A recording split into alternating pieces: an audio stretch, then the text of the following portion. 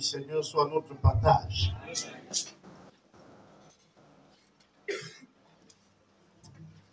Je suis donc de retour depuis, on va dire, jeudi soir à Fonceville. Et vendredi, j'étais du côté de Ngoni. Je suis donc rentré le même vendredi soir.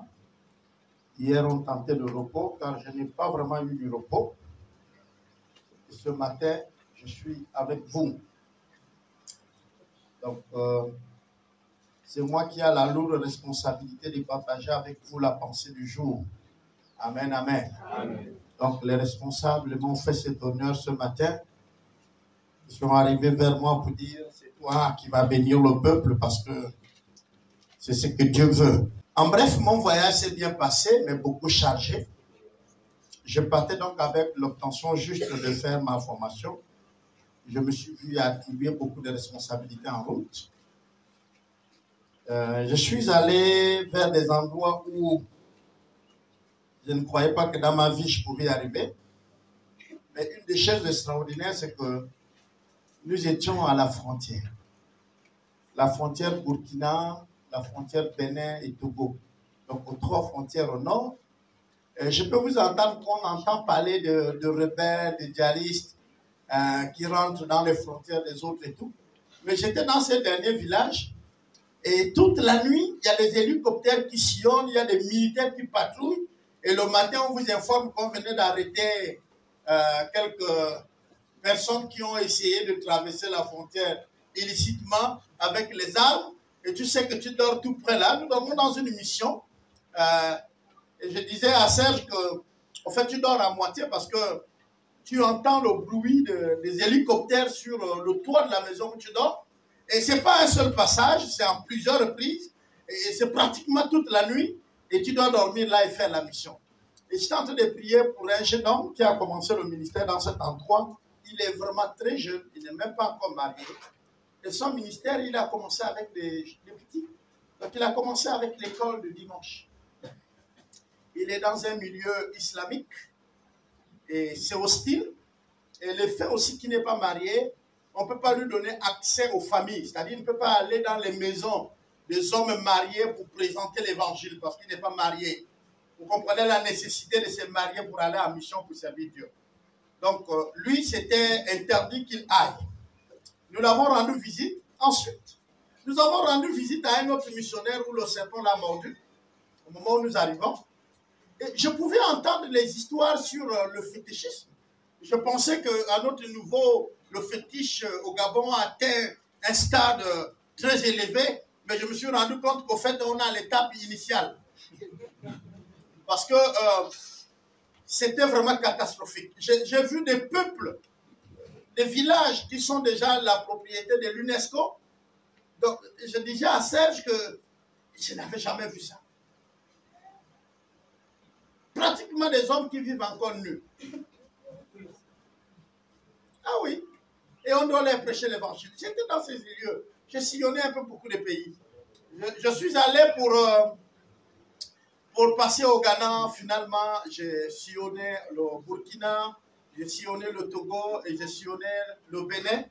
Et j'étais en train de faire les navettes.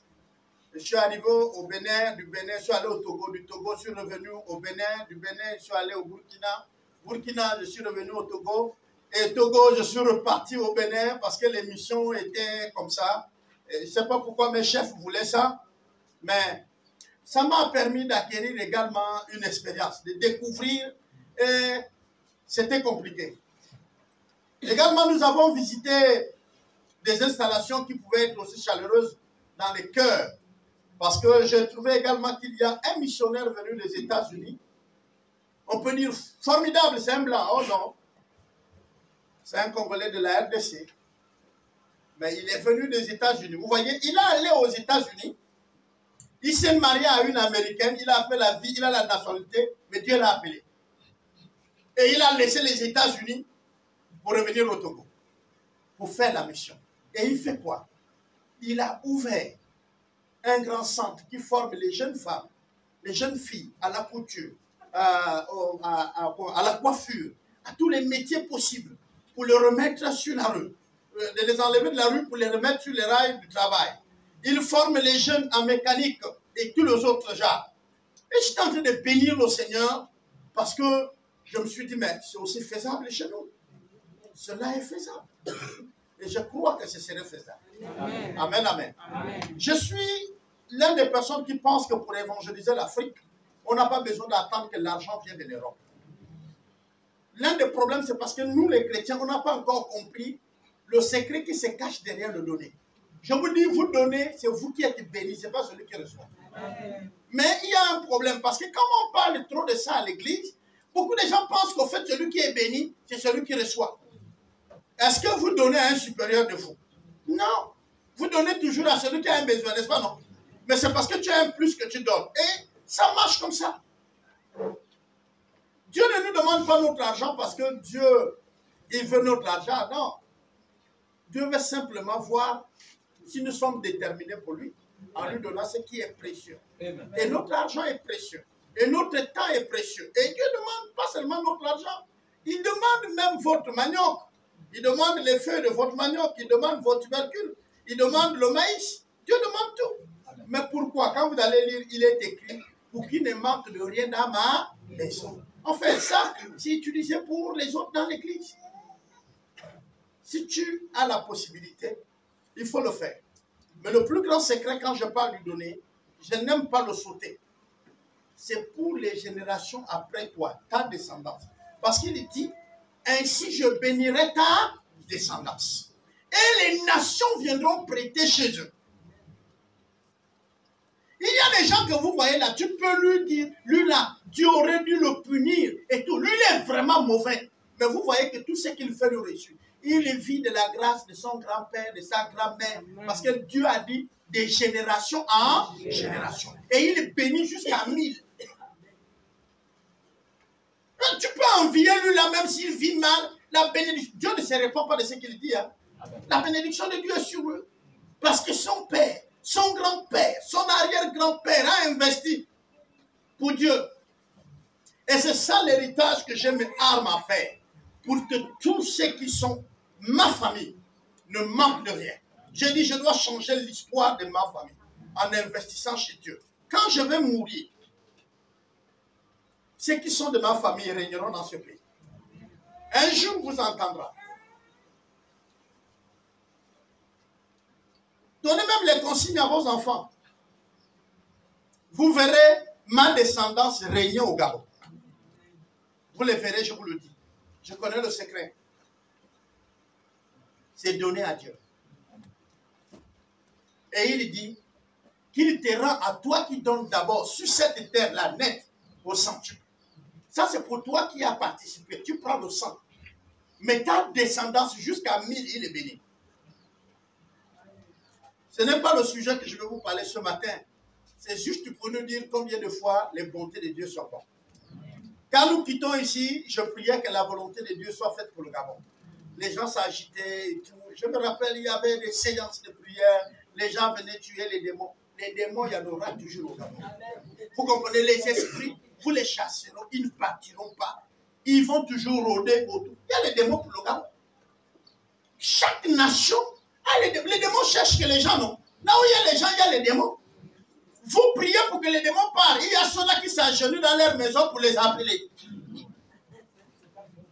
Donc si elles quittent de chez toi, ils vont aller chez le voisin. Pourquoi? Parce que le voisin les appelle. Ce n'est pas toi qui les as envoyés chez le voisin. Le voisin fait des incantations. Pour être fort, pour être riche, il appelle le Dieu de la richesse, Mamo. On est d'accord? Le nôtre dit que tout lui appartient. Quand je parle de l'amour de Dieu, je dis l'amour de Dieu est un kit. Où à l'intérieur, il y a beaucoup de choses. Un jour, je vais revenir dessus. Il y a la vie. Mais c'est quoi alors la vie? Alors Dieu m'a appris une chose. C'est être très content de la vie que Dieu nous donne. Et il me disait, tu vois Albert, je te l'avais toujours dit. Et il me le dit toujours. Il dit, je te l'ai toujours dit. Et je te le répète. Tout ce que le monde là vous propose n'est que d'un temps. Ce n'est que d'un temps. Si tu es nommé aujourd'hui, c'est pour un temps. Si tu es élevé aujourd'hui, c'est pour un temps que même si tu fais très bien ton travail, mais tu seras en retraite, non? Ah. Tu fais mal aussi, tu seras en retraite. Et puis, qui connaît? Parce que demain ne nous appartient pas. Qui connaît si tu auras la retraite? Il y a eu des gens avec beaucoup de classe. Quand ils marchent même, tu apprécies ça, mais il est mort. Il est mort. Michael Jackson, il lève la main, les gens crient, oh. Il dit, non, Gabon, il n'a même pas dansé là, à la place de faire l'ancienne place là. Il fait seulement comme ça, les gens, il est où? Voilà, moi, quand je fais ça, personne ne crie, mais je suis là. Voilà toi, n'est-ce pas, non? Chacun d'entre nous ne gagne que ce que Dieu donne. Amen, amen. Et quand tu te lèves le matin, il faut comprendre que c'est la volonté de Dieu que tu vis. Amen. Que personne ne te décourage. Amen. Que personne ne vienne dire que tu es raté. Oui. Non, non, non. La vie de Dieu est en toi. Si Dieu t'a fait grâce et que les autres sont morts, c'est que c'est un privilège. Amen. Et il faut marcher tête haute. Amen.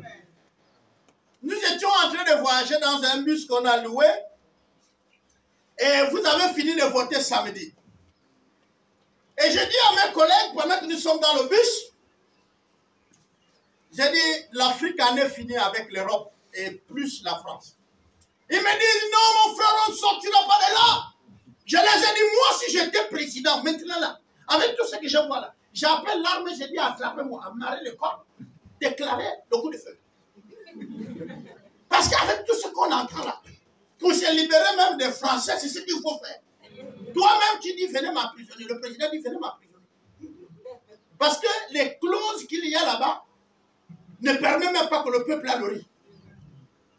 Vous pouvez changer des termes en démocratie. Dites tout ce que vous voulez. La démocratie ne va pas vous affranchir de l'Europe. Oh, les autres parlent de la révolution. Moi, j'aimerais parler de la rébellion. La Bible dit que père ou encore parents n'héritez pas vos enfants.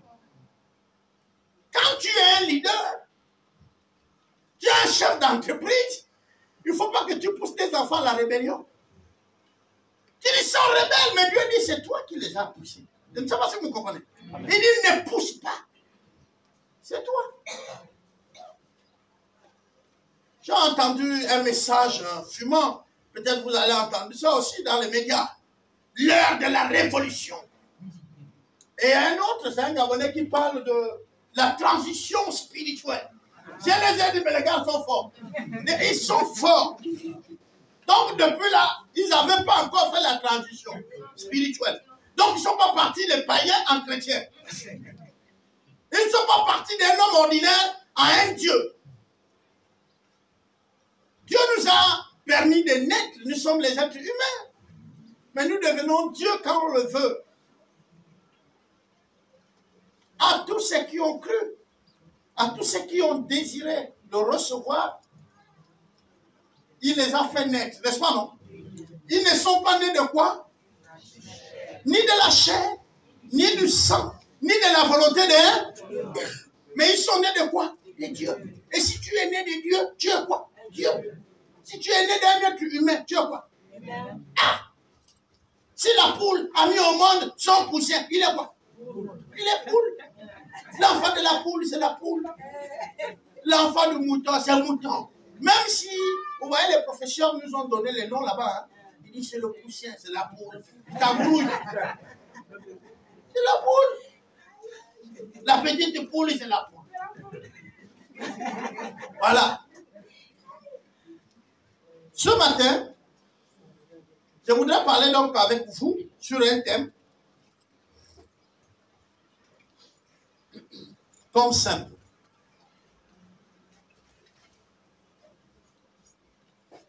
Comment changer ma vie? Comment changer ma vie? Bien-aimé, tout ne se donne pas sur la terre. Même Dieu ne nous donne pas tout. Il y a des choses où Dieu a déjà fait et tu dois prendre. Tout ne se donne pas. Il y a des choses que Dieu a déjà laissées et tu prends.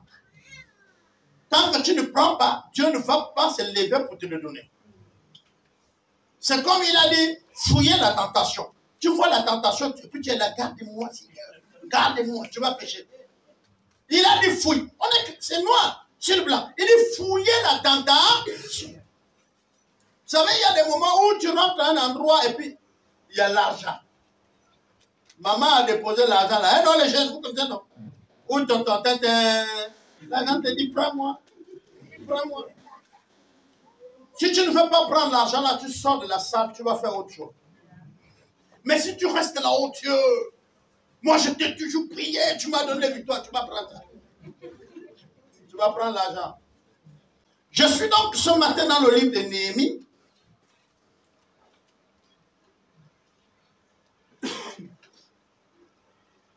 Et je voudrais lire à partir de son chapitre 1.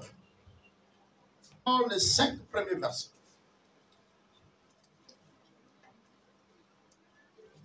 Néhémie, chapitre 1, à partir du premier verset. Parole de Néhémie, fils de Hakalia. Au mois de Kislev, la 20e année, comme j'étais à Sus, dans la capitale. Anani, l'un de mes frères, et quelques hommes arrivèrent de Juda. Je les questionnais au sujet des Juifs réchappés qui étaient restés de la captivité et au sujet de Jérusalem. Ils me répondirent, ceux qui sont restés de la captivité sont là, dans la province, au comble du malheur et de l'opprobre. Les murailles de Jérusalem sont en ruine et ses portes sont consumées par le feu. Verset 4. Lorsque j'entendis ces choses, je m'assis, je pleurais et je fus plusieurs jours dans la désolation. Je jeûnais et priais devant le Dieu des cieux. Et j'ai dit, ô Éternel, Dieu des cieux, Dieu grand et redoutable, toi qui gardes ton alliance et qui fais miséricorde à ceux qui t'aiment et qui observent tes commandements. Que ton oreille soit attentive et que tes yeux soient ouverts. Écoute la prière que ton serviteur t'adresse en ce moment, jour et nuit. Pour tes serviteurs, les enfants d'Israël, en confessant les péchés des enfants d'Israël, nos péchés contre toi. Car moi et la maison de mon père, nous avons péché. Amen. Amen. Ok, il a lu le 6. Nous allons continuer la lecture. On va s'arrêter là. Alors, le contexte, c'est quoi? Il y a Jérusalem qui avait perdu la guerre. Israël avait perdu la guerre. Et à l'époque, avec les royaumes, quand les autres vous font la guerre et qu'ils vous battent, ils doivent vous déporter vers chez eux.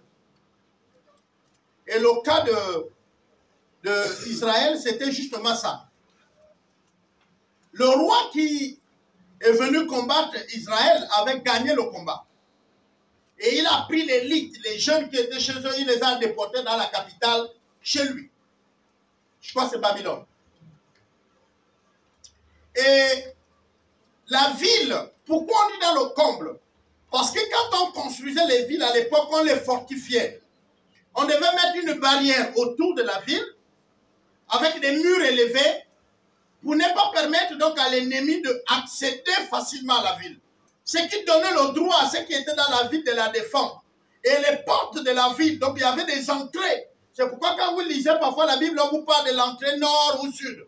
Ces entrées-là étaient fortifiées. C'était fait avec des costauds bois qu'on ne pouvait pas aussi affranchir simplement. Et c'était les soldats qui les fermaient. Et dans le cadre de l'histoire d'Israël, les anciens d'Israël s'asseyaient toujours aux portes.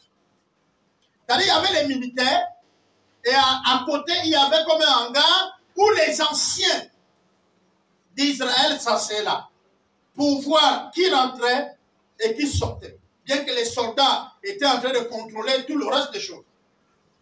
Et donc, quand il y a eu la guerre, on a cassé les murs. Quand il y a eu la guerre, on a brûlé ces entrées, ces portes. Et on a pris l'élite, donc les gens qui avaient un niveau intellectuel élevé, les gens qui pouvaient réfléchir pour les choses. Et on les a amenés à la capitale de Babylone.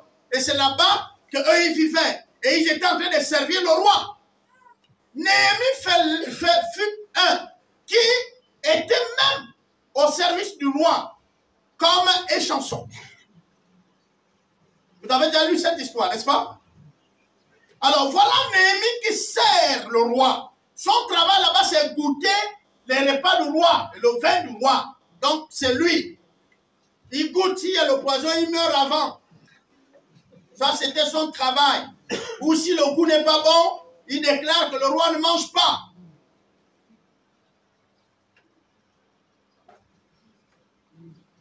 Et un jour, puisque la capitale des Babyloniens qui a gagné Israël devient la capitale du pays, Israël, avec ses villes, ils sont devenus maintenant des provinces. C'était comme ça que des royaumes étaient en train de s'étendre. Quand un royaume vous bat, il vous annexe à lui. Alors, pendant que Néhémie était en train de servir le roi, avec sa famille, si vous travaillez chez le roi, au palais, et que le roi vous connaît, vous êtes une des personnes proches du roi, vous comprenez que la situation de ta famille aussi est meilleure. Est-ce que vous me comprenez? Voilà. Donc, lui, Néhémie, était dans le palais du roi.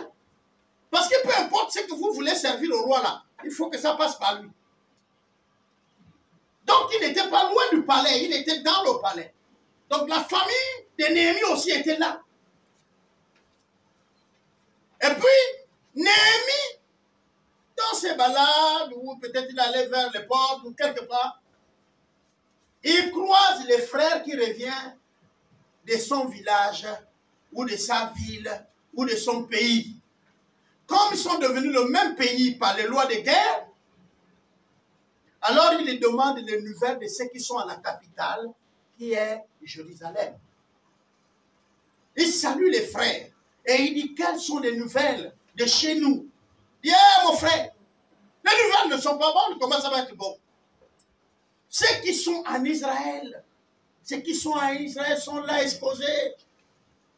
Les murs sont cassés, il y a des brèches partout. Les portes sont brûlées. Ils sont là exposés, n'importe qui peut rentrer à n'importe quelle porte. Tuer qui il veut et il sort, il part. Ils ont fini de lui donner les nouvelles, non? Et ils sont partis. Mais un problème va commencer chez Néhémie.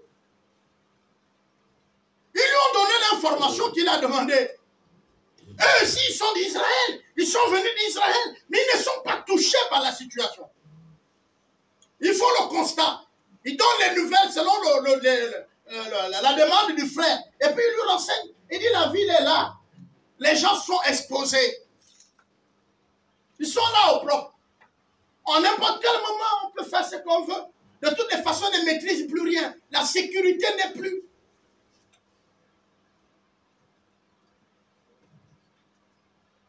Néhémie n'est pas soldat. On ne dit pas que Néhémie était reconnu comme général. Il sert à la table du roi.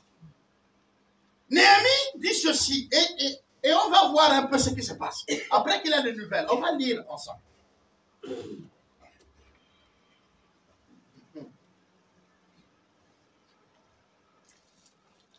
Il dit, Anani, l'un de mes frères, et les autres hommes arrivaient de Juda. Je leur questionnais. C'est ça, non? Alors il les a posé des questions et eux, ils vont le répondre. Il me répondit, ceux qui sont restés dans la capitale sont là, dans la province, au comble du quoi? Du malheur. Et de la quoi? De l'opprobre. Les murailles, n'est-ce pas, non? Sont quoi? Sont en ruine. Et les portes sont quoi? Consumées par le feu.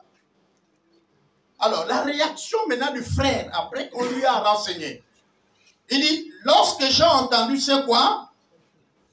J'ai eu quoi? Ça l'a fait asseoir.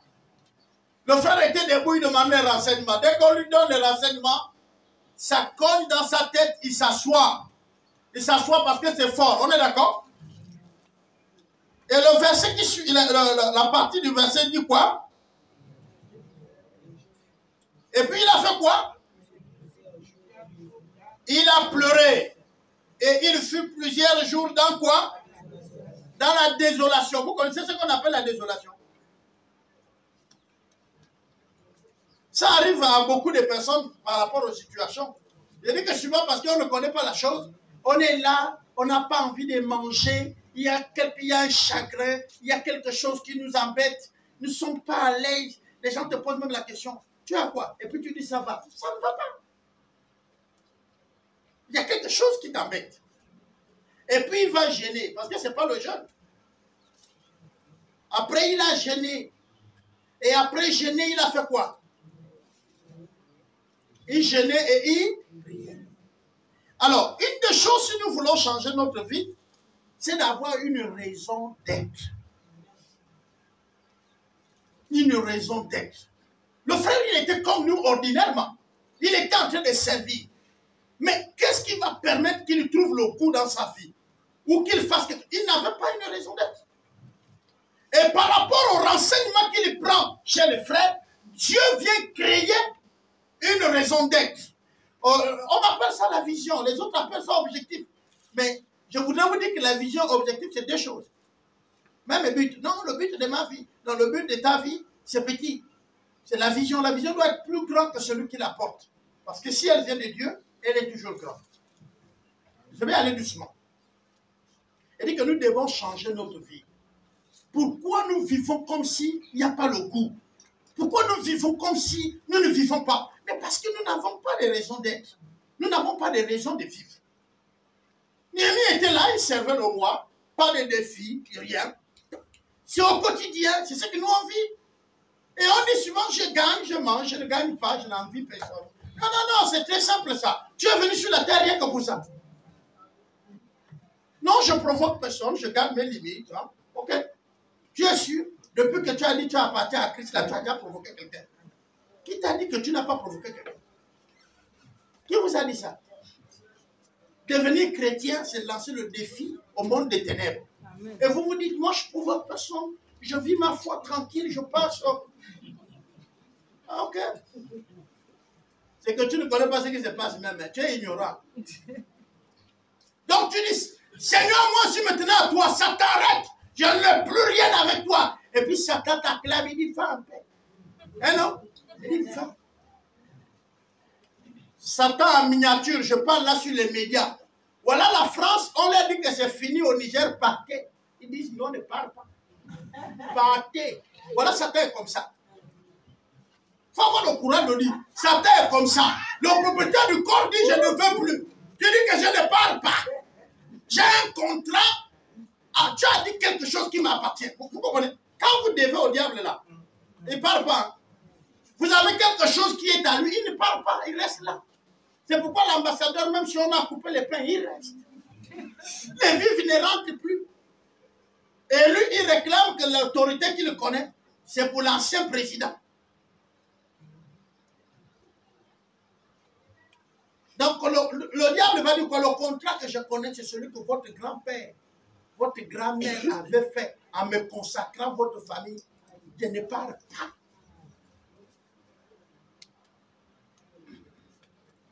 Hein, non? Et il y a beaucoup qui sont là. Ça t'appart, il dit, je ne parle pas. Pourquoi? Mais parce qu'il y a quelque chose qui lui appartient encore. Tant que c'est là, j'étais choqué. J'étais choqué au Ghana de voir que c'est les enfants, de rien du tout. Les enfants, les étudiants qui ont les crânes de leurs parents. Ils les gardent encore.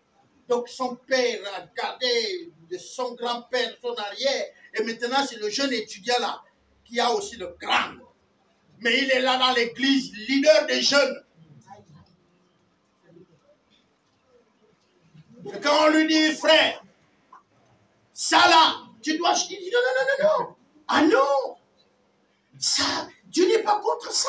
Depuis les générations, et Dieu a toujours béni. Et il m'a trouvé un truc pour vous dire. Il va trouver un mot, on va dire quoi, universitaire. Pour embellir le crâne de son arrière qui garde dans son sac. Et quand il dirige la prière, vous là, vous allez dire le Saint-Esprit est là. Vous n'allez plus venir ici. Certains prophétisent avec ce que le python les donne.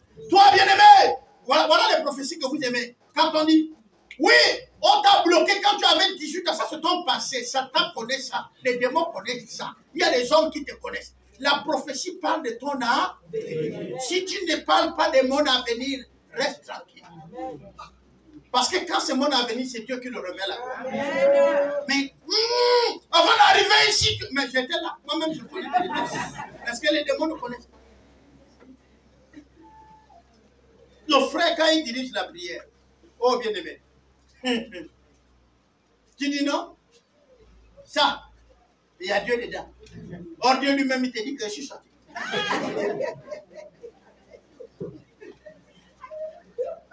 La sœur, elle chante. Quand elle conduit la louange, on dit oui, elle a son crâne. Il y a une autre qui reçoit dans la salle et qui l'appelle à côté, il dit sœur. Pendant que nous étions en train d'intercéder, le Seigneur m'a dit que tu as quelque chose que tu gardes encore de tes aïeux. Il dit, mais évidemment, j'ai le crâne de ma grand-mère. Mais ça n'a rien à y voir. C'est l'autel de notre famille.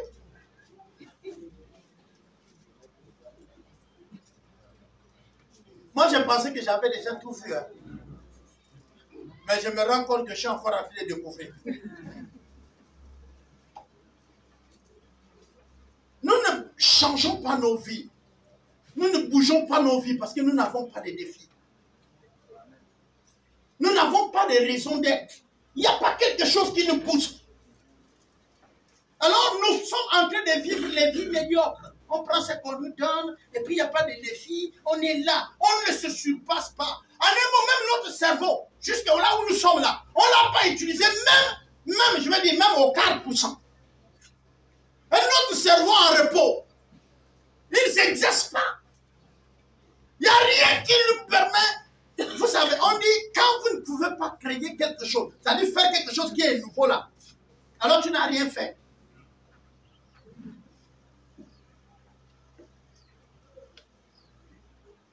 J'ai fait une recherche. Avant, je pensais que la plupart des choses qui améliorent la vie là, c'était les Blancs qui les ont créées. Grande était ma surprise de voir que c'est les Noirs. Le fer rouge, c'est les Noirs. Dites-moi la chose, l'ordinateur, c'est les Noirs. Citez seulement, je veux vous dire, c'est le noir. C'est le noir. Noir, la lumière, le noir. Hein? J'ai dit, citez, je vous dis, ce qui n'est pas le noir, je vais vous dire, ce n'est pas le noir. Maman, si on ne nous vendait même pas le congélateur, on serait encore en bonne santé. La paresse, il fait que tu prends ton repas, tu jettes direct là-bas. Tu ne fais plus comme les papas avant, pour les fumer, afin d'éliminer les graisses. Une des choses qu'on m'a appris, on garde beaucoup de repas. Les commerçants gardent plus de la viande. Nous, ici, on est bien. Oh, je bénis le Seigneur pour notre pays. Bien-aimés, vous prenez les sacs d'engrais. Vous les déposez, il y a les mamans qui font l'agriculture, qui vont au champ. Elles ne connaissent même pas ce qui est écrit dessus. Elles ne savent même pas que c'est l'engrais. Mais chez les autres, on ne plante plus sans l'engrais. Même une vieille maman connaît l'engrais. Donc on mange bio. Vous me comprenez là? Et s'il y a des sociétés qui utilisent l'engrais au Gabon, c'est des personnes qui savent lire, écrire, qui respectent les doses et les temps. Mais chez les autres, tu prends seulement ton engrais, tu es toi-même seul avec Dieu. Donc Dieu connaît ce que tu fais avec l'engrais. Donc même toi-même, tu ne connais pas. Puisque tu regardes le sac d'engrais visibilité, il y a beaucoup de lignes noires. Tu ne comprends rien. C'est que tu sais que c'est l'engrais et tu jettes.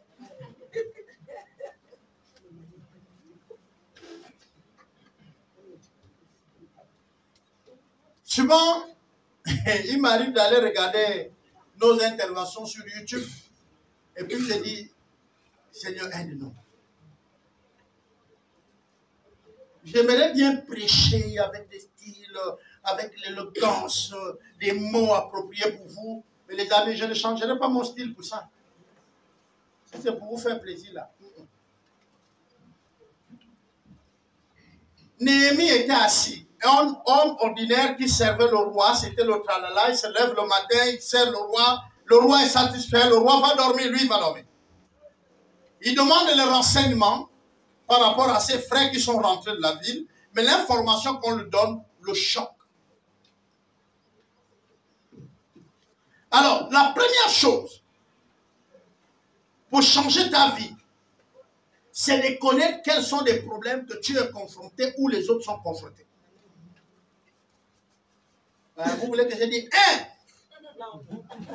cherchez les problèmes auxquels vous êtes confrontés et que les autres sont confrontés. J'ai dit bien chercher. C'est Néhémie qui va vers les autres pour demander est-ce que vous avez des problèmes à me donner? Ils ont dit oui, on a des problèmes. Jérusalem est quoi? Cassé. Et les frères sont exposés, ils peuvent mourir.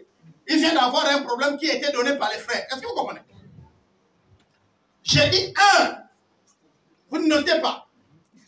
Mais notez bien dans votre vie. Quels sont les problèmes auxquels je suis confronté? Et quels sont les problèmes que mon peuple est confronté? Quels sont les problèmes que mon entourage est confronté? Par exemple, j'habite dans un quartier où tout le monde, il chie dans les sachets, il jette, c'est un problème. Amen. Même si tu dors bien, sache que ce qu'ils jettent là, ta famille serait malade. Donc c'est un problème qui te concerne. C'est vrai, tu viens, tu rentres dans ta maison qui est bien construite, clôturée. Tu as le véhicule, tu ne touches pas le sol. Mais un jour, le tuyau qui t'amène l'eau chez toi, s'il se perce sur la terre et que tu n'es pas au courant, au moment où la SCG coupe l'eau, ce n'est plus ton tuyau qui pousse l'eau, c'est ton tuyau qui prend l'eau. Et tous les sachets des voisins vont arriver. Parce que là où les sachets sont tombés, c'est éclaté, et ça c'est infiltré dans le sol. Et il y a des maladies qui sont liées à ça. Donc le fait que toi, ce n'est pas un problème chez toi, ça va devenir un problème parce que vous allez tomber malade. Ça c'est un. Deuxièmement, l'accès à ton quartier est un problème. Mais toi, tu ne vois pas que c'est un problème. Peut-être que tu as le véhicule, tu passes. Une 4x4, tu rentres dans le ravin sur le côté, tu es parti. Et les autres, même les taxis qui amènent leur riz, doivent s'arrêter quelque part. Et puis, tu ne vois pas le problème. Tu ne vois pas. Jusque-là, ça ne te touche pas. Toute ta famille, aucun enfant n'a traversé le BPC. De ta propre famille. Tu ne vois pas un problème. Personne n'a le bac. Ça ne te dit rien. Ta famille. Et ils ne s'entendent pas, ils ne se disent pas bonjour. Ça ne te dit rien. Je dis d'abord, la première chose, recenser vos problèmes et les problèmes qui touchent les zombies.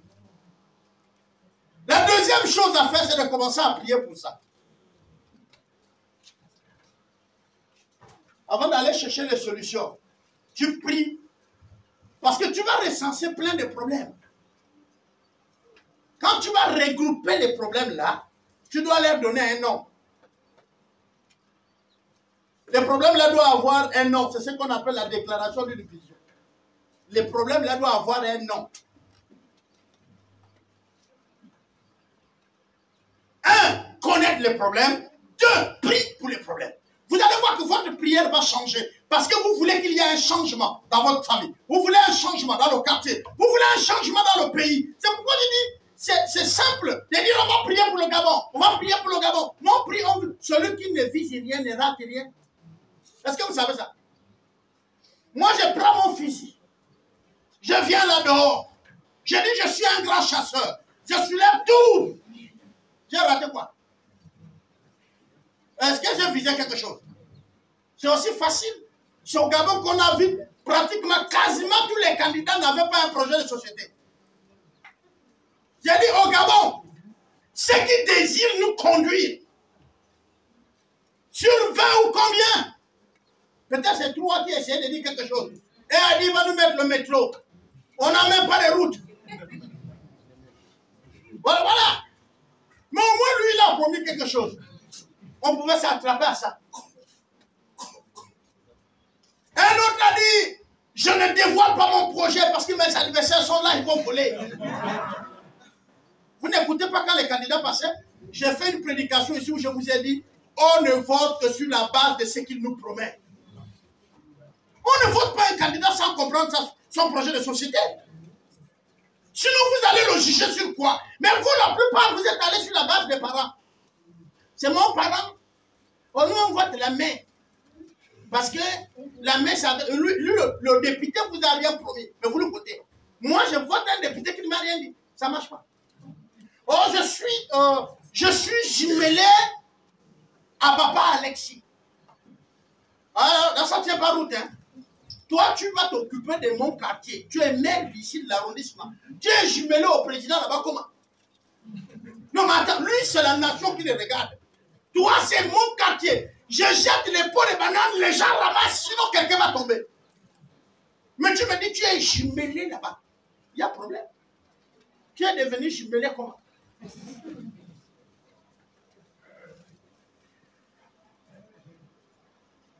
Quand on veut être candidat, quand on veut être quelqu'un qui est capable de changer quelque chose, on doit savoir quels sont les besoins que j'ai, quels sont les problèmes. Les besoins là, c'est des problèmes.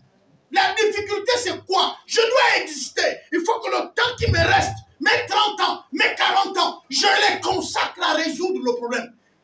C'est notre différence avec les Blancs. Il veut protéger les gorilles, il en fait de ça tout un travail.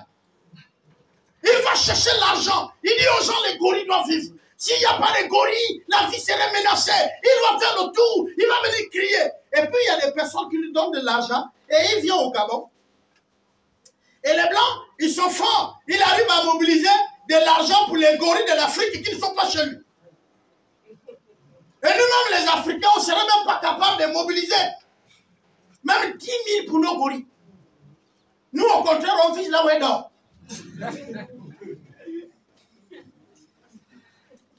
Vous avez compris pourquoi, non? Bon, mais écoutez, chacun connaît là où est sa bénédiction. Moi, je cherche là où elle dort. J'accompagne même la femme là en brousse. Ah oui, je m'habitue même aux gorilles. Bah, c'est mes gorilles, la femme là va retourner. Et moi, j'ai le droit de prélever. Ah, il faut le dire clair. Je dois diminuer, sinon les espèces aussi vont être bonnes. Voilà. J'ai ce droit-là. Ce qui est à moi, tu ne peux pas aussi m'interdire ça. Je régule. Oui. Si les espèces sont déjà trop nombreux, vous et moi, on peut s'accorder pour dire que ce n'est pas bon. Oh non, non. Voilà. Et donc, dans ce cas-là, il faut fabriquer aussi un peu plus du sel pour diminuer les espèces. Et la pâte d'arachide. Alors, quand je sais les problèmes, je prie. Et j'établis l'ordre pour pouvoir résoudre les problèmes. Ce que je suis en train de dire, ça s'applique même dans votre maison, dans votre foyer. Si vous voulez résoudre tous les problèmes à la fois, votre argent ne suffit pas. Or, celui qui vous donne l'argent, c'est qu'il vous donne ce qui est droit, et ce qui est juste, et ce qui va suffire pour votre vie. Mais vous, vous courez dans tout, et l'argent ne suffit pas. Vous voulez acheter la voiture, vous voulez construire. Vous voulez aussi marier vos enfants, vous voulez aider vos familles. Vous voulez tout faire. Et à la fin, votre argent devient petit. Et puis après, vous allez commencer à marcher. Oh, augmentation. Oh, même si on t'augmente maintenant là, tes problèmes, le fait que tu as tout un désordre dans ton organisation, tu ne feras rien. Et il y a encore une autre chose. Tout ce qu'on voit dehors, c'est bon. Le manque de discipline dans la gestion. Nous allons voir ça parce que c'est un des points.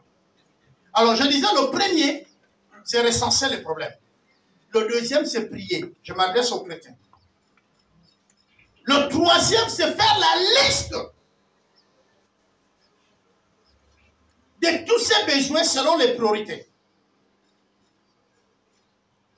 Vous devez écrire ça. Vous devez leur donner s'il faut les numéros. Numéro 1, numéro 2, numéro 3. Tu vas trouver les problèmes qui te concernent. Tu vas trouver les problèmes qui concernent ta famille. Tu vas trouver les problèmes qui concernent l'environnement. C'est-à-dire là où tu vis et ton pays.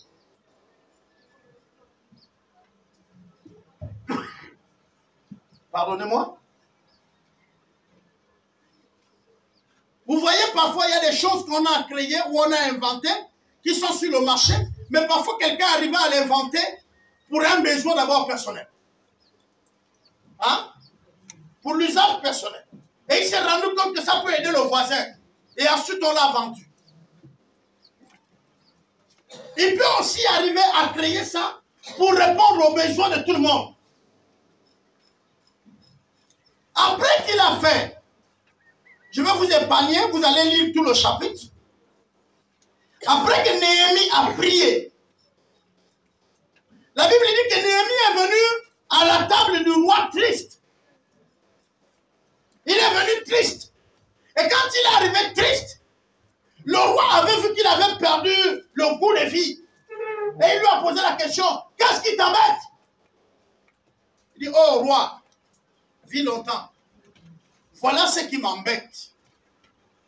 Le roi lui dit, soumets-moi. Il dit, roi, permets-moi de me retirer d'abord avant de venir te dire ce dont j'ai besoin. Et les chrétiens, parfois nous-mêmes, on est la source de nos problèmes. Tu sais que tu es dans une entreprise. Depuis longtemps, il n'y a pas de primes. Ou certains avantages qui vous ont été donnés là, c'était bloqué. Un bon matin, boum, ça sort. Il y a une prime qui tombe. Tu prends, tu manges. Tu n'as rien compris. Ou il y a l'augmentation des salaires de quelqu'un. Tu prends, tu manges. Tu n'as rien compris. L'affaire de Joseph ne t'enseigne pas. Quand il y a l'augmentation, c'est qu'il y aura quoi? Est-ce que vous comprenez? Mais très souvent, nous, on prend racle. Et la plupart n'ont pas d'économie, il n'y a pas de provision. Il n'y a pas de provision. Quand le moment de besoin arrive, maintenant on n'a pas. Néhémie a fait ceci. Il dit, roi, permets-moi de reculer. Il a reculé. Et il allait noter ce qu'il avait besoin. Il a noté. Mais il a noté comment? Il a fait ce qu'on appelle une recherche du terrain. Il a questionné les gens qui étaient autour. Les gens qui sont venus de Jérusalem. Vous avez aperçu à combien de brèches? Et ensuite, il a discuté avec eux. Ensuite, il a dit au roi, roi, j'aurais besoin, regardez bien, il dit, j'aurais besoin du ciment. J'aurais besoin des briques. J'aurais besoin des bois. Et le roi lui a dit combien? Il dit non, permets-moi d'aller jusqu'à Israël. À Jérusalem, constater. Et de manière précise, je vais demander le nombre. Le roi lui dit, vas-y. Il dit non, roi, écris des lettres pour que quand on va me voir en route là, on ne m'attaque pas comme si j'avais fui le service du roi. Le roi lui écrit les lettres pour le recommander. Le frère arrive à Jérusalem, il ne vient pas dire, la délivrance est allumée, maintenant venez, on va reconstruire. Non! Ça c'est la stratégie. Le frère s'est mis, il était sobre. Comme quelqu'un qui est revenu chez lui. Et la Bible dit la nuit, il sortait avec quelques personnes qui lui accompagnaient. Pourquoi il s'était entouré de quelques personnes?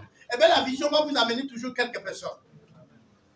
Et puis deuxièmement, on dit bien que la ville était dans l'insécurité. Il ne devait pas sortir la nuit seul. Et donc il sort avec quelques frères. Et là, ils vont marcher. Il va faire le tour des murailles de Jérusalem.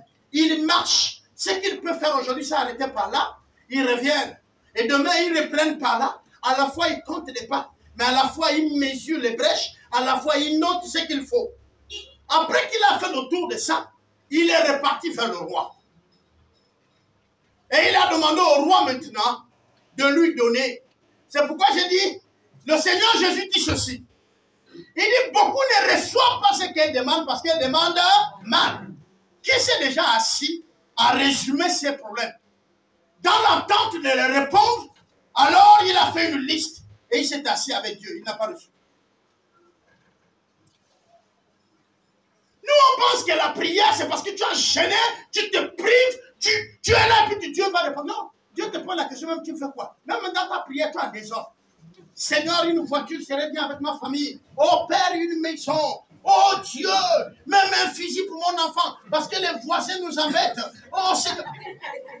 Ça, c'est pour la nuit d'aujourd'hui. Demain, maintenant, oh Seigneur, parce que tu as vu un frère bien habillé là. Tu signes un costume comme pour l'autre là. Mais c'est formidable, Dieu. Même pour moi, on doit dépasser pour lui, Seigneur.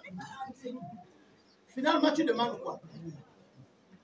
Ça fait une semaine. Chaque jour, tu demandes une nouvelle chose. Tu veux quoi?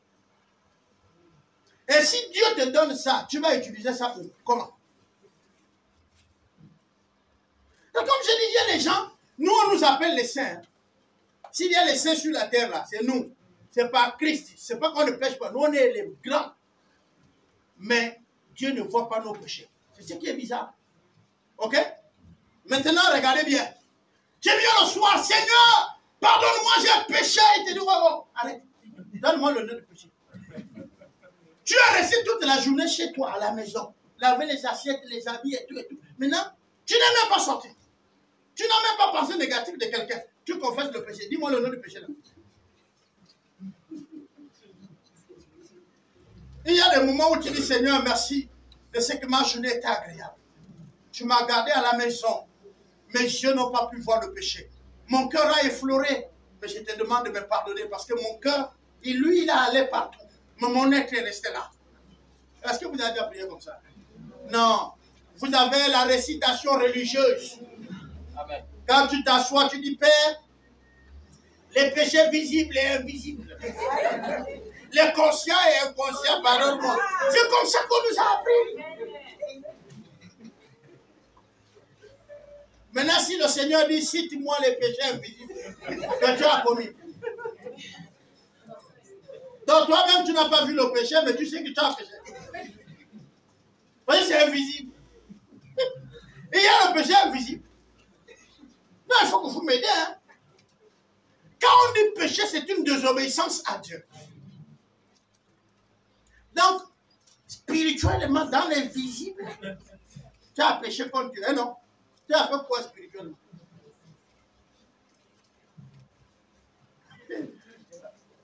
La religion est forte. Ouais, nous on pense que le catholicisme n'a pas laissé des frères. Mais nous sommes tous là. Hein? Je disais aux autres, regardez comment l'église est arrangée, la hiérarchie. Il y a pasteur simple, pasteur ordonné, et pasteur révérend. Ah non? C'est la religion. Dieu a dit, allez faire de toutes les nations le quoi? Il a dit ça au qui? Aux disciples. Il n'a pas dit que vous viendrez. Et là, on va vous faire les... Hein? Lui, il a le droit de faire ça. L'autre n'a pas le droit. Celui qui a le droit peut donner à l'autre le droit. Voilà la religion. Voilà. La religion. La religion, c'est un ami dangereux. Alors, après que vous avez, je reprends peut-être dans l'ordre pour que vous compreniez. Après que vous avez connu les problèmes, recensé les problèmes, vous rentrez dans la prière. Et selon que le Seigneur va vous orienter, sortez maintenant les problèmes. Là, seront une hiérarchie, toujours dans la liste. Vous allez recenser les problèmes comme ça, debout. Ensuite, vous priez, vous allez les placer dans l'ordre. Et je vais vous dire, commencez par votre maison. Vous ne pouvez pas aller autour de vous, vouloir changer quelque chose si votre maison est en désordre. Donc, commencez par chez vous. On est d'accord? Mettez les choses dans l'ordre. Même sans pour autant sortir là. Il y a déjà les autres hors de votre maison qui commencent à aimer quelque chose qui est chez toi. Bon, regarde, toi-même, après manger là, tu es chez toi. On voit un sachet qui sort. Et puis tu dis aux autres que non, c'est pas bon qu'on jette les poubelles. Mais on ne voit pas la poubelle devant chez toi que tu mets les ordures. Tu balayes chez toi, tu pousses chez les autres. Ou en route. Il faut changer ça déjà. Les voisins vont remarquer que le voisin ou la voisine ne jette plus en route. Mais il met maintenant ces ordures où ils vont regarder, n'est-ce pas? Et puis te voient un soir avec le sachet ou un matin, tu vas à la poubelle publique, tu mets. Quand tu vas venir leur dire que les moustiques que vous voyez là, l'origine c'est la poubelle et tout, ils vont dire oui. Parce qu'on connaissait que s'il y avait quelqu'un qui jetait les poubelles, c'était toi. Ayez le courage de dire oui, j'étais moi-même un gaspilleur. On a ça. Après que vous les avez mis dans l'ordre, vous priez pour que le Seigneur permette que vous avez les moyens pour les réponses. Vous priez pour les moyens. Là, vous êtes à numéro combien? Numéro 1. Ah, si c'est un là, c'est un problème. Maintenant, après que vous priez, observez les personnes qui viennent autour de vous. Observez les personnes qui vous courtoient.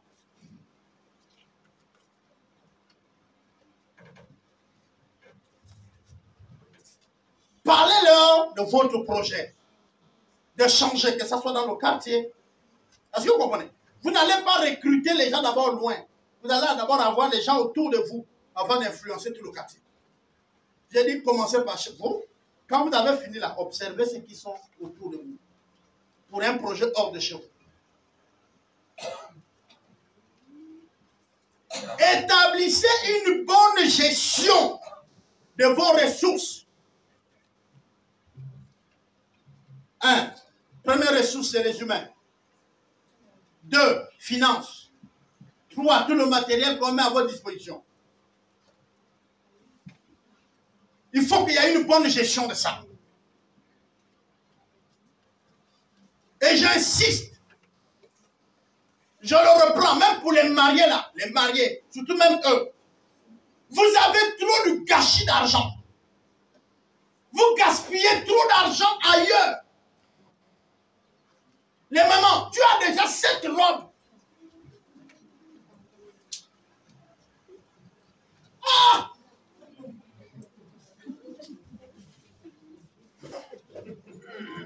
Il y a les chaussures qu'on n'a portées qu'une fois. Ça, la colle est en train de quitter, mais on ne porte plus. On paye d'autres. Hein?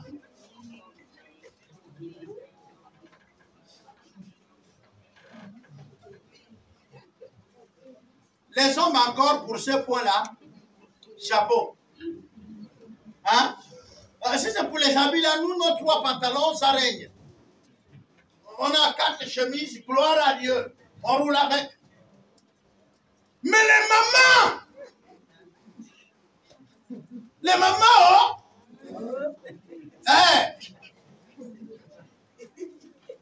changez le gaspillage d'argent. Tu as vu la nouvelle crème? Celle-là même sans même frotter le teint. Il y en a combien? On ajoute ça avec combien? Et tu as un coup de prix. 25 000, 26. Et celui qui te donne ça, il dit non, tu peux même me prendre. Ah, frère.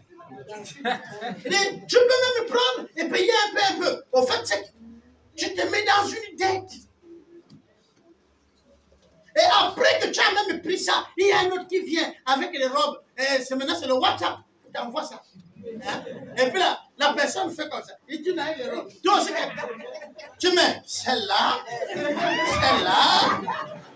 Ah non, les mamans. Mais en fait, à chaque fois que tu fais ça, sache que tu es en train de brûler l'argent d'un projet. Celle-là, bon, les 4 là d'abord, hein. Le commerçant, lui, il a une vision. C'est d'avoir l'argent en vue d'atteindre un objet. Lui, il va te dire non. Mais comment? Toi aussi, tu es une grande femme. Ça, c'est l'histoire du corbeau. Celui qui avait la nourriture, c'est qui? Le corbeau. Et il est même bien habillé. Et puis le renard a faim, il cherche la nourriture. Il arrive, le corbeau, il a en veste noire. Petit boubou blanc à l'intérieur.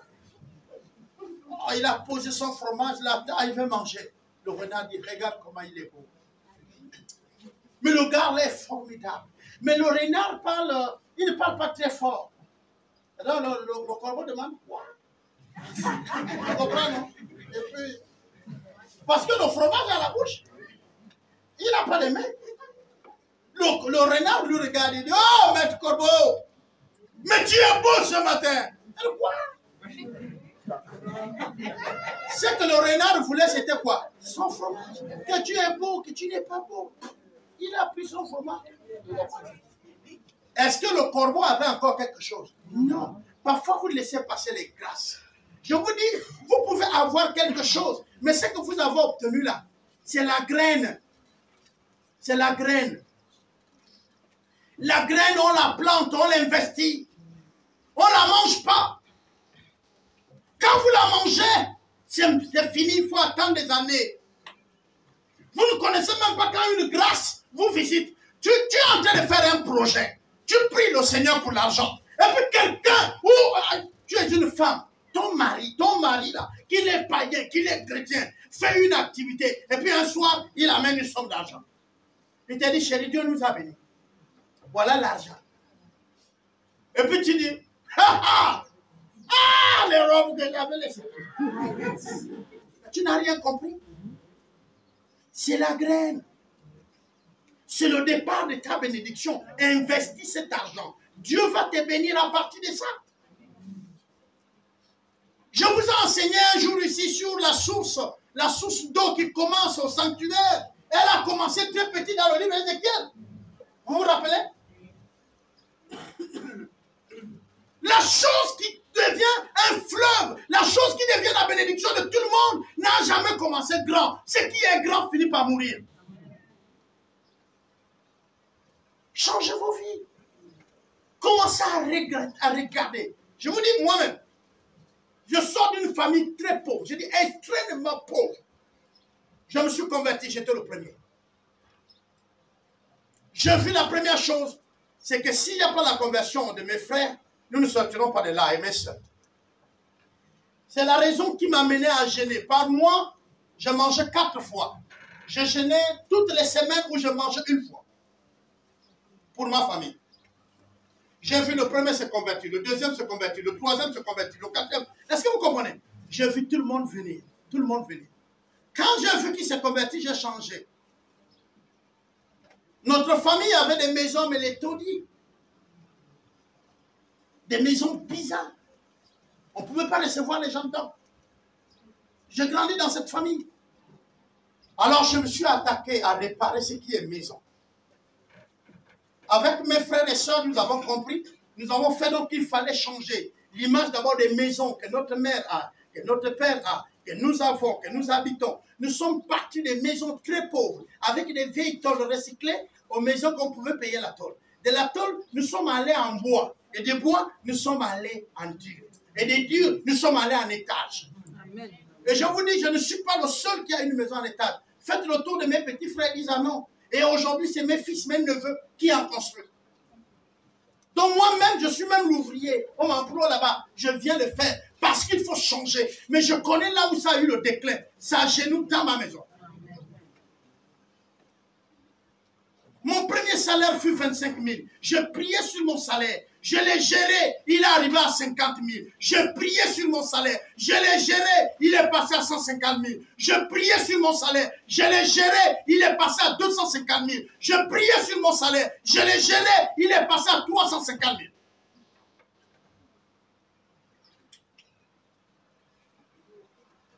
Et quand j'avais de l'argent, je ne courais pas vite pour quelque chose. Parce que je savais que c'est le peu. Et c'est à partir de ça que je vais décanter quelque chose.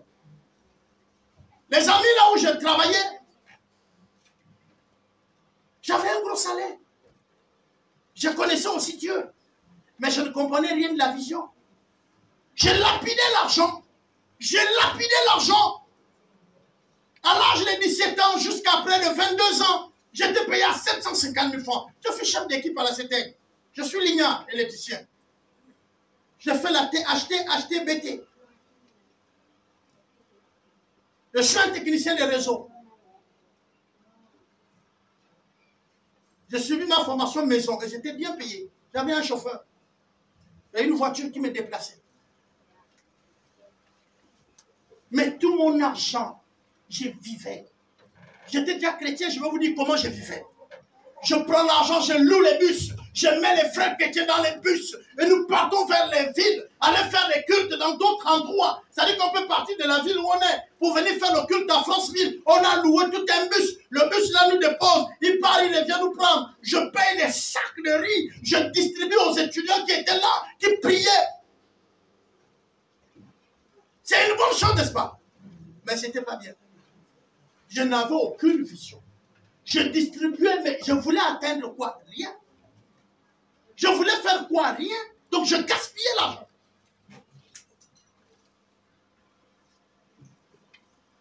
Et le Seigneur a fermé les vannes. Paf, congé technique. 2, je suis parti au ACR. Et là, le ACR me recrute. Coursier, salaire de base net à payer 100 000 francs. Je commence la bonne gestion. Je construis une maison avec 100 000. Je construis la maison au village avec 100 000. Je commençais à comprendre que, oh Dieu, tu veux m'apprendre quoi? Et là, la CETEG revient me refaire un autre contrat où on me dit, choisis ton salaire. Donc, je dandine parce que je veux mettre un grand chiffre, n'est-ce pas, non? Je vais écrire, Dieu me dit, je t'appelle aussi. C'est le même mois.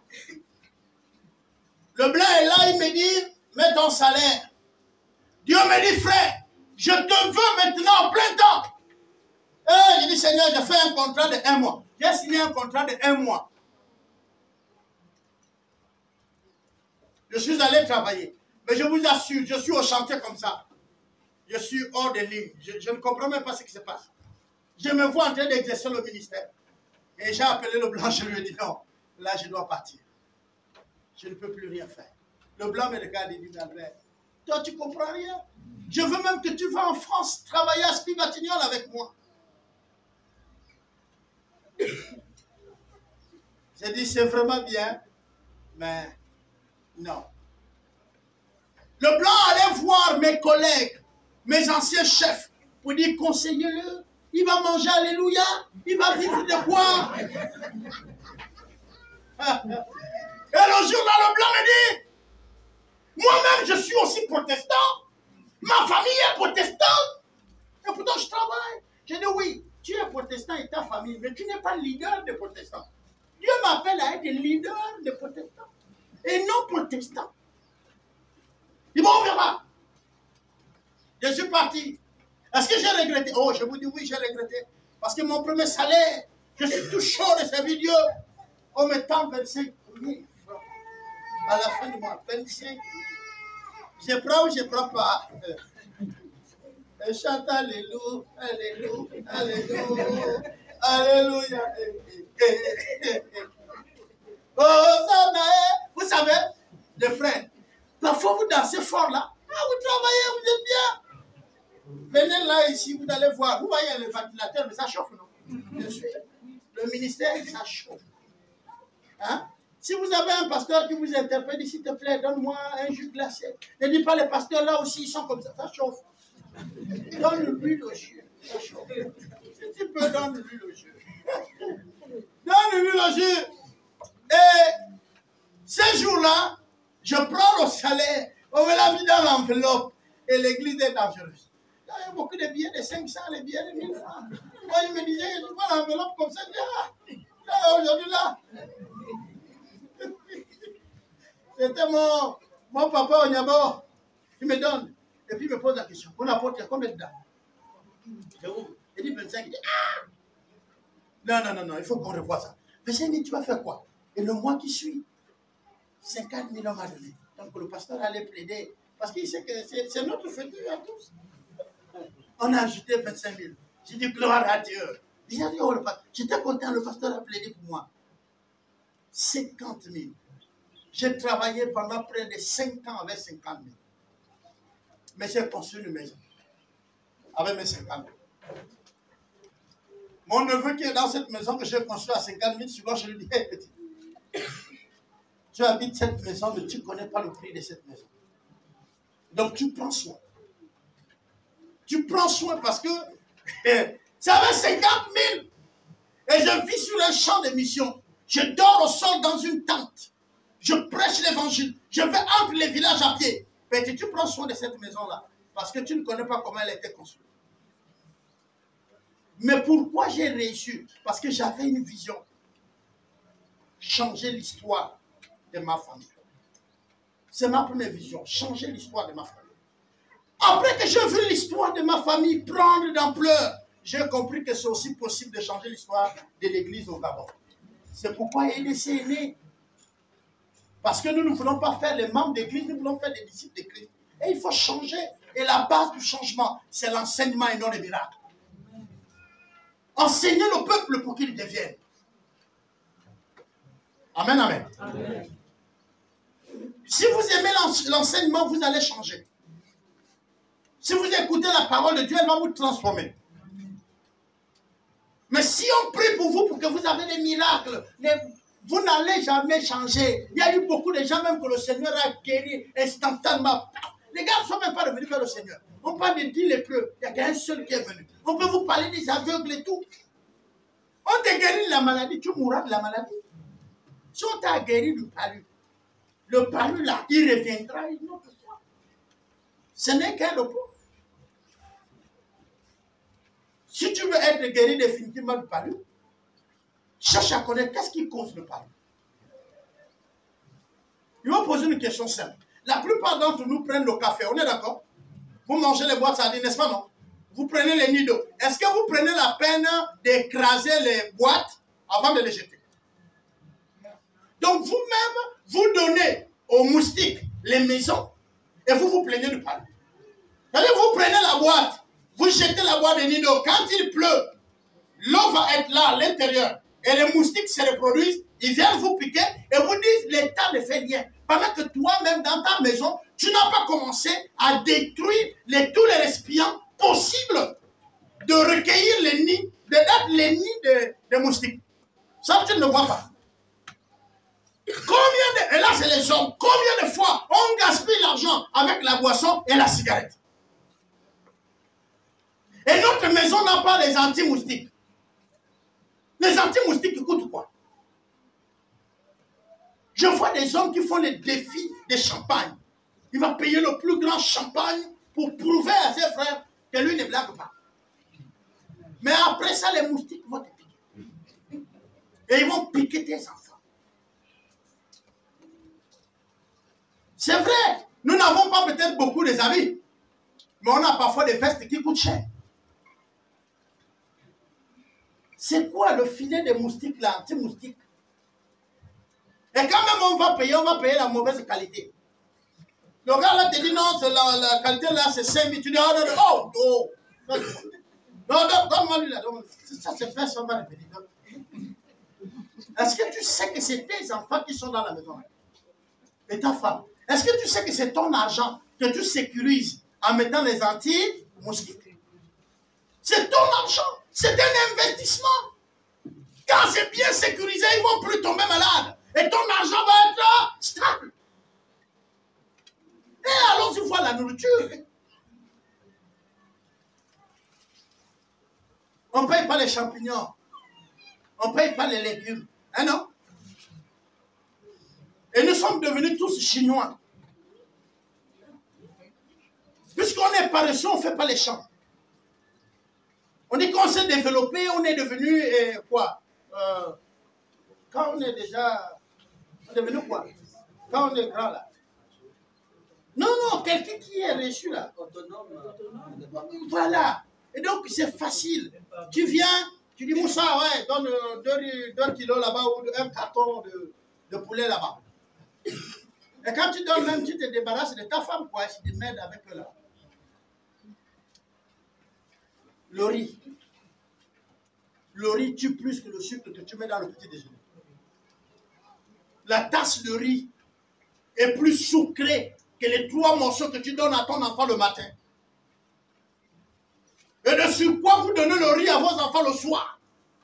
Et vous les donnez même en forme de purée. C'est-à-dire, vous faites la purée, vous prenez le sucre, vous prenez le lait, vous ajoutez sur le riz qui est déjà sucré. Et le pauvre, quand il a le gros ventre, tu dis là, il a bien mangé. Parce que lui aussi, il a vu le sucre. Lui aussi, il a vu le sucre. Et il faut comprendre ça. Et il ne veut pas rendre l'assiette. Il prend bien le sucre, le pauvre, le ventre bien rond.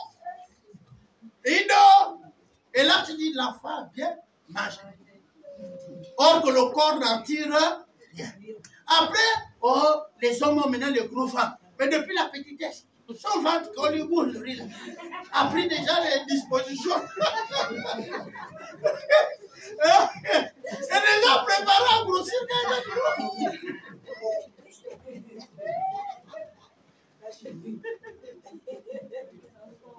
Et puis les parents mangent quoi? Le manioc. Eh non? On dit si on paye un manioc, là c'est papa qui mange. Eh non? Mais nous-mêmes on dit souvent que ce qui est plus beau on donne à nos enfants. C'est vrai? Oh les amis! Après que vous avez fait le recensement, je vous ai dit, vous regardez les personnes qui viennent après vous, c'est-à-dire vous gérez les ressources qui sont là. Maintenant, une des choses, c'est comment maintenant les investir. C'est maintenant les investir. Toujours dans l'ordre que vous avez établi. Puisque vous avez fait l'ordre là-bas des besoins, vous allez investir selon les priorités. Quelque chose peut être prioritaire, mais elle n'est pas urgent. Décaler la celle qui est urgente, c'est celle que vous voulez. On va aller simple. Ok. Vous commencez par votre chambre d'abord. Je vais être un peu direct avec vous. S'il y a une pièce qui doit être la meilleure des pièces dans votre maison, votre chambre, changez le matelas. Vous devez bien dormir. Parce que vous êtes en train de commencer quelque chose. Vous avez besoin de réfléchir, d'analyser. Changez le matelas. Changez les draps. Asseyez-vous, sortez tous vos vêtements, triez. Changez la façon de vous habiller. Ne donnez pas à quelqu'un l'occasion de vous sous-estimer. Je ne sais pas si on se comprend. Parce que quand tu te prépares à résoudre les problèmes de chez toi et autour de toi, c'est que veut dire que tu vas devenir un homme public, que tu le veux ou pas. Donc, change dans certaines habitudes. Changez votre façon de manger. On ne mange pas tout ce qui bouge. Il y a des moments où quand tu manges quelque chose, remarque aussi comment ton corps réagit. Les Africains disent qu'ils sont allergiques à rien. Non, vous êtes allergique à quelque chose. Oh, je remarque que j'ai des boutons que je ne comprends pas comment. C'est que tu as mangé, tu n'as pas compris quoi. Mais quand tu ne fais pas attention à ce que tu manges, tu dis, oh, j'ai maintenant beaucoup de boutons. Hein. On dirait que c'est la crème là. Non, c'est le repas. Il y a des repas qui vous font sortir les boutons. Il y a des repas que quand tu as fini de manger, tu as le vertige. Est-ce que vous lisez, quand vous lisez certains produits là, on vous dit les effets secondaires, non? Il y a les autres où on dit tu vas avoir le vertige, hein, non? Il y a les autres où on dit tu vas avoir il y a l'illusion. Mais vous pensez que c'est seulement aux médicaments. Mais les médicaments, c'est quoi? C'est la nourriture. Il y a certains légumes, quand tu manges, tu sens que tu as le vertige, il faut l'arrêter. Donc là, à côté, tu dis, lui là, tu ne le manges pas. Il y a les gens, s'ils mangent le poisson, quand le poisson est conseillé, mais s'ils le mangent, tu le suis tyran. Il faut mettre le poisson à côté. Vous devez déjà connaître ça. Ça, c'est une expérience que j'ai faite quand on voyageait. Je préparais un voyage international pour une conférence. Dans d'autres cieux, on quittait l'Afrique. Et le pays qui nous reçoit, il nous envoie une fiche à remplir. De quoi êtes-vous allergique?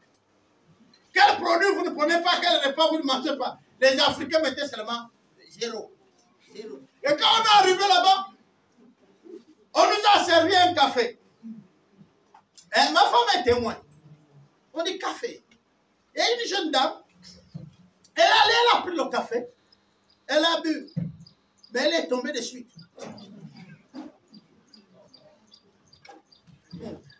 C'était un café dosé. C'était un café de café. Dimension trop. Elle n'a jamais bu ça chez elle. Mais comme elle a vu ça dans un verre beau,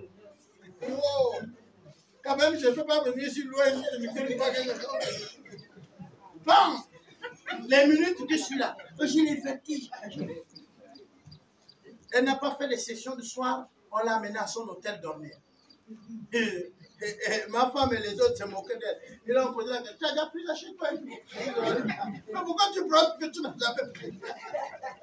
Et je vous dis, j'arrive, pour ceux qui connaissent le bacon, c'est le genre de viande, je crois que c'est le cochon, qui est un peu de genre de peau avec un peu plus de graisse sur le côté. Et puis au petit déjeuner, il y en avait. Et puis il y a des graisses, c'est beau, je vois les noirs, ils ont trouvé la viande. Et puis j'ai dit, ah les gars, vous mangez quoi? Oh, c'est la viande. Je dis, mais de quoi? Je dis, oh, moi, un homme prudent, je ne peux pas manger ça.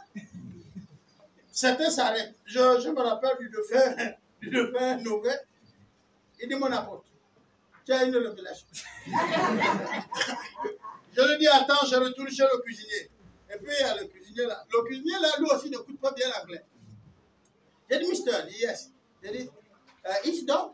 Comme elle mange le chien, il dit, oh yes, dog, very good. J'ai dit, vous avez entendu?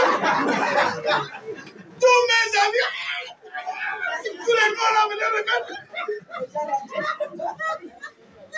J'ai dit qu'il a dit que vous avez mangé le dog. Mais en fait, c'est pas ce qu'il a dit. Lui, il a compris que je lui ai demandé si le chien était bon. Et lui m'a répondu, oh yes, dog is very good. Bon, moi je lui ai dit, les gars, ça c'est lui, c'est dog. Bon, tout le monde venait remplacer les assiettes. Là, on ne respectait plus le protocole de l'hôtel. Il vient, même si tu avais déjà frotté la manette. Et tu menaçais le plat là-même.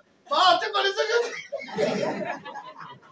le lendemain, personne n'a mangé les bacon. Jusqu'à quand on est revenu, tu prends un petit frère. C'est la seule viande qui... Et pourtant, on nous a expliqué après. On nous a expliqué après que c'est pas le chien. Mais qui est fou? Qui est fou? Donc, c'est juste pour nous dire,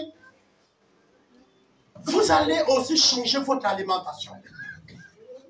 Mais il y a une chose que nous allons terminer, c'est la gestion du temps. La gestion du temps.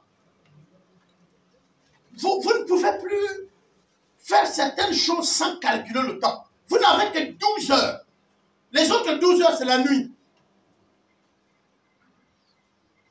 Si vous vous mettez à raconter, à ne rien faire, vous allez voir que ce que vous aurez dû faire aujourd'hui est repoussé à demain.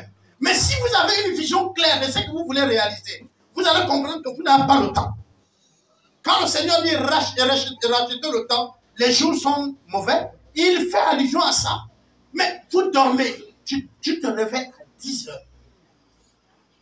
Quand tu te réveilles à 10 heures, c'est la douche, petit déjeuner vers midi, tu dis non, je m'en vais encore me coucher. Parce que tu n'as rien à faire. En fait, ta vie n'est pas changée. Tu es un bon chrétien, mais tu es un chrétien pauvre. Vous pouvez prier, gêner comme vous voulez. Si vous n'avez pas les champs pour planter, vous ne mangerez pas. Oh Seigneur, touche quelqu'un pour qu'il me donne de l'argent. Lui là-bas qui va au soleil. Donc le Seigneur est injuste. Donc l'autre qui est au soleil, il plante, il vend. Il vient s'exposer au marché. Donc quand il gagne, il vient te donner toi qui es à l'ombre. Hein, non?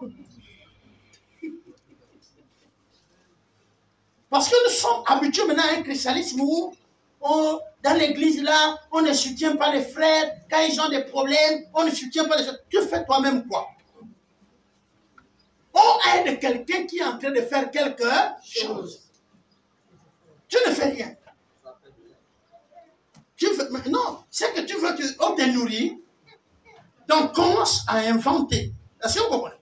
Quand tu cherches et qu'il y a les donateurs, ce qu'on te donne là, c'est la graine. Tu as investi pour devenir. Je ne sais pas si vous comprenez maintenant. Amen. Mais si tu n'as pas, frère, tout ce qu'on te donne, tu manges. Sœur, tout ce qu'on te donne, tu manges. Parce que tu n'as aucune vision. Il faut qu'on change notre vie.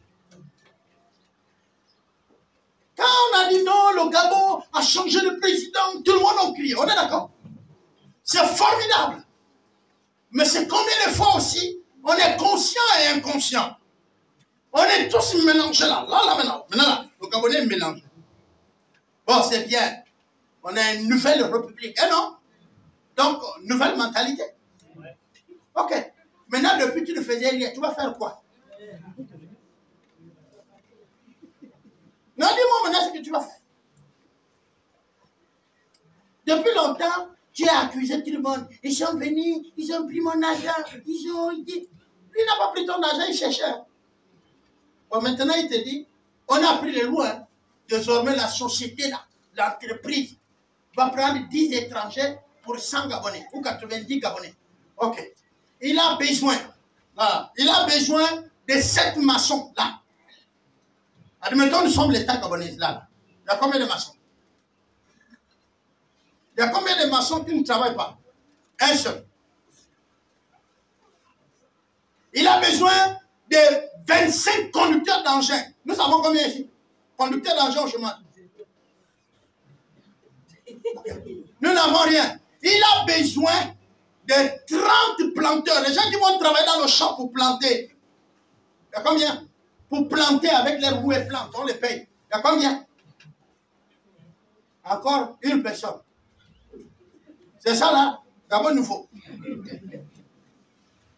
Nous sommes encore loin. Nous sommes encore loin si on ne change pas notre façon de faire. L'Église doit changer sa prédication. Oh Dieu nous bénit, nous sommes bénis. On ne vous bénit pas quand vous ne faites rien. Amen. Dieu pose la question à Moïse, tu as quoi? Moïse avait son bâton, mais ce n'est pas un bâton de balade. Il était berger. Donc c'était son outil de travail. Vous savez ce que le bâton là faisait? Il retirait la brebis quand elle était tombée dans un ravin. C'est pourquoi il y a un crochet devant. Il envoyait ça au cou de la brebis et puis il tire la brebis en haut. C'est aussi ça qu'il tape pour guider les brebis. Mais c'est aussi ça qu'il se défend quand le loup ou l'ours venait pour attaquer les brebis. Donc ce n'était pas un bâton pour se balader dans le désert. Dieu te pose la question ce matin. Tu as quoi? Parce qu'il veut transformer ta vie à partir de ce que tu as. Tu as quoi? Seigneur, tu m'as oublié. Seigneur, tu m'as oublié. Tu jeûnes, tu pries. Dieu, par ma bouche, te pose la question ce matin. Tu as quoi dans ta main?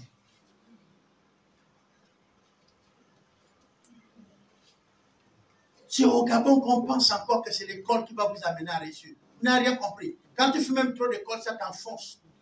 Parce qu'à la fin, tu attends qu'on t'embauche quelque part. Chez les autres, l'école leur permet de pouvoir décoller. C'est-à-dire qu'il fait l'école, mais il crée le travail. Mais chez nous, on cherche le travail qu'un autre a créé. Et on est fâché que quelqu'un a fait son entreprise, il t'a pas pris. Vous voyez ça, non? Et le gars, parfois, qui crée la société, n'a même pas ton diplôme. Imaginez un ingénieur. Je vais le prendre en quoi? On va dire des ponts et chaussées. Il sort de l'USM. Pont et chaussées, on peut dire qu'il est du génie civil. C'est-à-dire qu'il peut créer une entreprise dans le BTP. Mais il ne le fait pas. Tous les matins, il a son combat. Bonjour, vous n'avez pas un poste pour moi là? Et quand on lui dit, bon, écoute, là pour le moment, il n'y a pas de poste qui tient compte de votre niveau, vous allez devoir vous mettre dans une équipe pour faire un peu le béton, vous allez travailler d'abord comme aide-maçon. Je dis quoi? L'école que j'ai faite, mais va créer pour toi. Le pays a mis des dispositions pour que tu crées. C'est bon? Va créer. Ça ne coûte même pas beaucoup. Va créer. Et si tu comprends que tu peux créer, et alors tu as besoin juste de cette façon de faire. Quelles sont les difficultés que je rencontre pour créer mon entreprise? Et tu les recenses. Et tu travailles pour répondre à ces besoins. J'ai besoin d'argent. C'est là où tu vas voir ton oncle, ton frère, ton ami, pour dire j'ai besoin d'argent pour lancer mon entreprise. Est-ce que vous comprenez? Mais tu ne fais pas ça.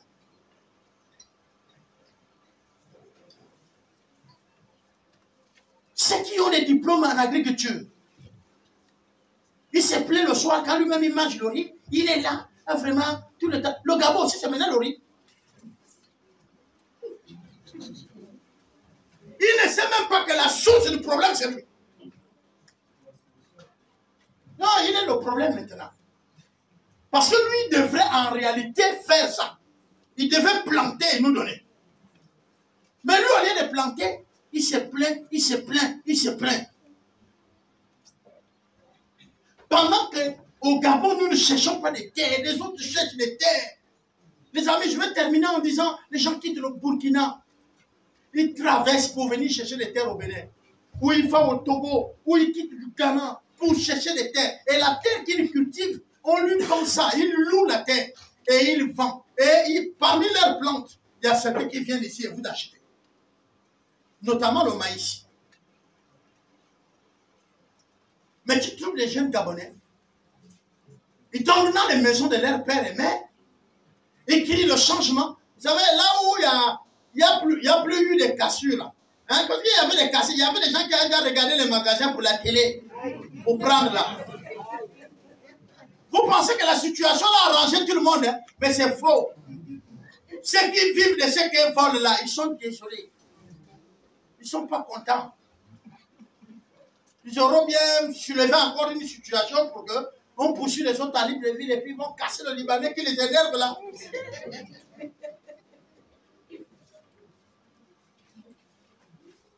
Quand il y a des situations, il y a ceux qui en profitent. Bien aimé, il faut que nos vies changent. Je vous ai pris beaucoup de temps. Je n'ai pas fait l'exhortation aujourd'hui. J'ai voulu être direct avec nous. Il faut que nos vies changent. Mais allez-y recenser les problèmes que vous voyez dans votre vie, dans la vie de l'autre aux alentours, s'il vous plaît, dans la vie de l'autre, dans votre quartier, et même ayez le courage dans le Gabon, et si possible, traverser l'Afrique. Maintenant, travaillez pour amener les solutions. Amen, amen. Amen. Travaillez pour amener les solutions. Maintenant, quand tu vas prier, Seigneur, donne-moi les moyens. Seigneur, touche Papa Albert, il va me donner 100 000. Touche Papa Albert, il va me donner 100 000. Touche Papa Serge, il va me donner 200 000. Là, Dieu nous met au fardeau de ton problème, on va amener l'argent. Et tu vas créer quelque chose qui va être une bénédiction, non seulement pour toi, mais pour les générations, au-delà même du Gabon. Mais si tu dis, Seigneur, touche Papa Albert, il va me donner l'argent, je vais mourir. Dieu ne va même pas venir me toucher. Dieu ne me touchera pas. Et puis tous les jours, tu es là, tu vas dans telle église. Oh, là-bas, on ne soutient pas. Tu sors, tu vas dans une autre. L'église, là, quand tu as des problèmes, on ne regarde même pas.